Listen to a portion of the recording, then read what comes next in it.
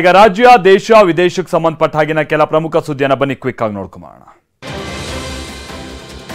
ಹಿರಿಯ ಪತ್ರಕರ್ತರಿಗೆ ನೀಡಲಾಗುವ ಪ್ರೆಸ್ ಕ್ಲಬ್ನ ವಾರ್ಷಿಕ ಪ್ರಶಸ್ತಿ ಟಿವಿ9ನ ಇಬ್ಬರಿಗೆ ಲಭಿಸಿದೆ. ಟಿವಿ9 ಟೆಕ್ನಿಕಲ್ ಹೆಡ್ ಶ್ರೀಕಾಂತ್ ಎಂ ಹಾಗೆ ಟಿವಿ9 ಡಿಜಿಟಲ್ನ ಸಹಾಯಕ ಸಂಪಾದಕ ಜಗದೀಶ್ ಬೆಳ್ಳಿಯಪ್ಪ ಪ್ರಶಸ್ತಿಗೆ ಭಾಜನರಾಗಿದ್ದಾರೆ. ಬೆಂಗಳೂರಿನ ಪ್ರೆಸ್ ಕ್ಲಬ್ ಆವರಣದಲ್ಲಿ ನಡೆದಂತ ಸಮಾರಂಭದಲ್ಲಿ ಸಿಎಂ ಸಿದ್ದರಾಮಯ್ಯ ಪ್ರಶಸ್ತಿ ಪ್ರದಾನ ಮಾಡಿದ್ದಾರೆ.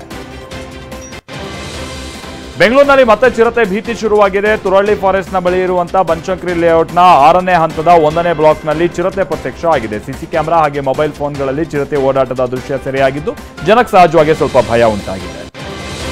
ಮೈಸೂರಿನ ಇನ್ಫೋಸಿಸ್ ಕ್ಯಾಂಪಸ್ನಲ್ಲೂ ಚಿರತೆ ಕಾಣಿಸಿಕೊಂಡಿದ್ದು ಈಗ ಆಲ್ರೆಡಿ ಸಿಬ್ಬಂದಿಗೆ ರಜೆ ನೀಡಲಾಗಿದೆ. ಆದರೆ ಇನ್ಫೋಸಿಸ್ನ ಮೂಲೆ ಮೂಲೆ ಹುಡುಕಿದ್ರು ಚಿರತೆ ಮಾತ್ರ ಸಿಗ್ತಾ ಇಲ್ಲ. ಡ್ರೋನ್ ಕ್ಯಾಮೆರಾ ಬಳಸಿ ಹುಡುಕಾಡಿದ್ರು ಸಿಗದ ಚಿರತೆ ಎಲ್ಲಿರ್ಬೋದು ಅನ್ನುವಂಥದ್ದು ಒಂದು ಸಹಜವಾದಂತಹ ಆತಂಕ ಇದೆ. ಚಿರತೆ ಸೆರೆ ಹಿಡಿಯೋದೇ ಅರಣ್ಯ ಇಲಾಖೆಗೆ ತಲೆನೋವಾಗಿದೆ.